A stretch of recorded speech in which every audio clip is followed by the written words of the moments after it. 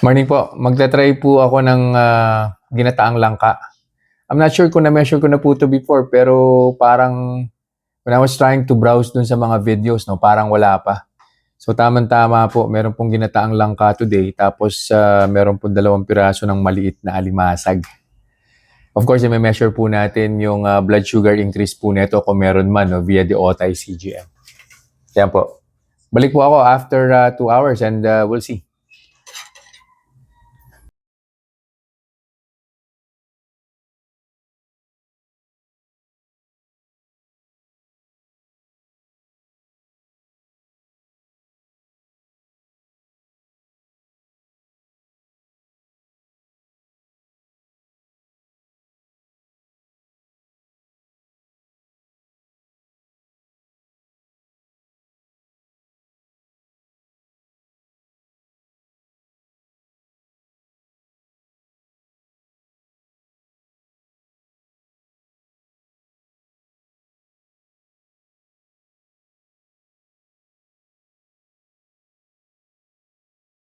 Conclusion na po tayo, ginataang langka yung kinain ko po today, no, with yung maliliit na alimasag. So nag-start po yung blood sugar ko 97. First hour nag 113 po siya. Pero medyo weird po yung chart, no, na pinipresent, na sinishare ko po ngayon dyan sa screen. Prior to reaching yung first hour po niya na 113, nag 139 po siya. So 5 minutes po yun na fluctuation or 5 minutes na blood sugar increase. I don't think na legit po yan.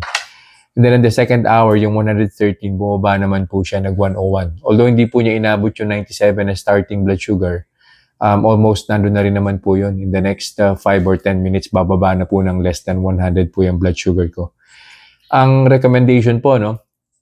Well, again, ito naman pong langka, pag hinog po yan, hindi po pwede sa diabetic yan eh. Since this is hilaw po, tapos ginataan po siya, sobrang minimal naman po ng blood sugar increase. Tatandaan lang po natin na in moderation lang po palagi. Hindi nyo po pwedeng i-unli yan.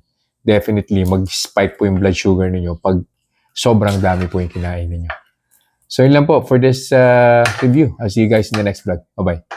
Reminders lang po, huwag pong mag-a-unli. Always eat in moderation. Di po ako doktor, so whenever in doubt, konsulta po kayo sa doktor ninyo.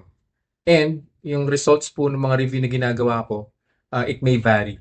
So huwag niyo pong i-expect na yung resulta sa akin is magiging kapareho po ng resulta sa inyo. So yun lang po. Have a nice day.